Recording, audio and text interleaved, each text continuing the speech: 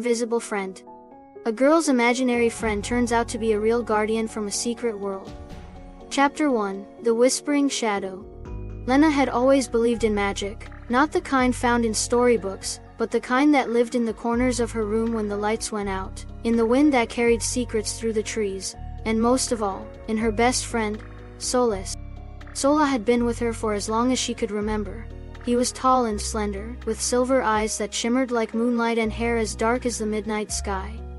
To everyone else, Solas was just a figment of her imagination, an invisible friend she had created when she was little. But Lena knew better. He was real. He whispered stories of a world beyond hers, a place hidden between the folds of the sky, where shadows had their own voices, and the stars were gates to other realms. But no matter how much she asked, he never told her why he had come to her. One stormy evening, as thunder rolled across the sky, and rain tapped against her window, Lena sat on her bed, sketching Solas in her notebook.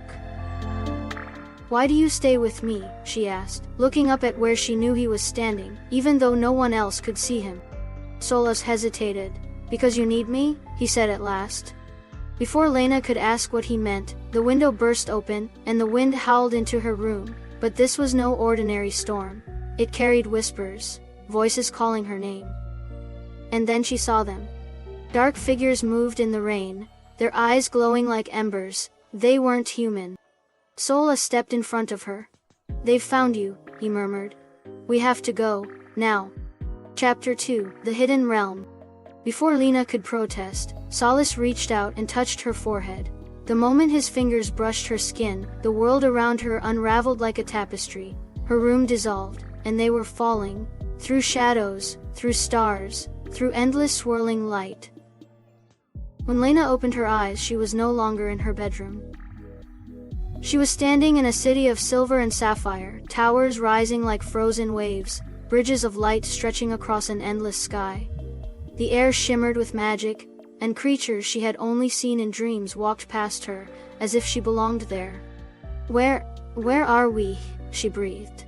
Solas turned to her, his silver eyes filled with something she couldn't quite place. Pride, sadness, hope. "Home," he said. Lena's heart pounded. "Whose home?" Solas gave her a small smile. "Yours?" Before she could ask what he meant, a voice rang out, a deep, echoing sound that seemed to come from the very air itself. A woman stepped forward, cloaked in flowing silver robes. Her eyes, just like Solas's, gleamed like the moon. "Welcome back, princess," the woman said. Lena froze. "Princess?" Solas sighed. "I was hoping to explain this differently." The woman smiled. "You were born here, Lena, in the kingdom of Umbra.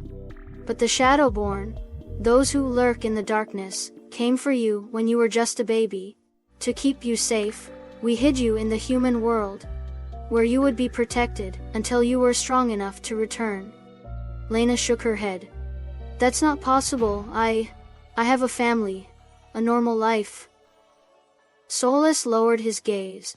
"It was never real, Lena. The memories were placed in your mind to keep you safe. But now, the Shadowborn have found you, and if you don't accept who you truly are, they will destroy everything." Lena took a shaky breath. This was too much, too big. How could she be a princess of a world she had never known, and how could she fight creatures she had only seen in nightmares?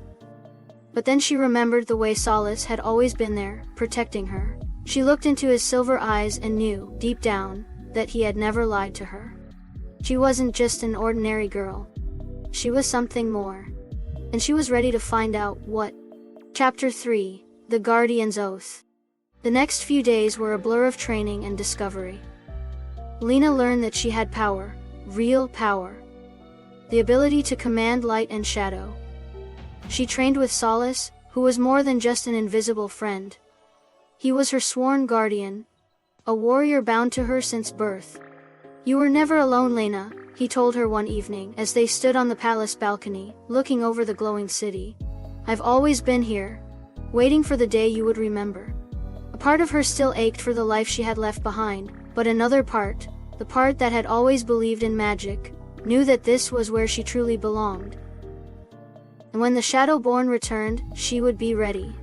For she was not just a lost girl. She was the princess of Umbra. And she had a kingdom to protect. The end.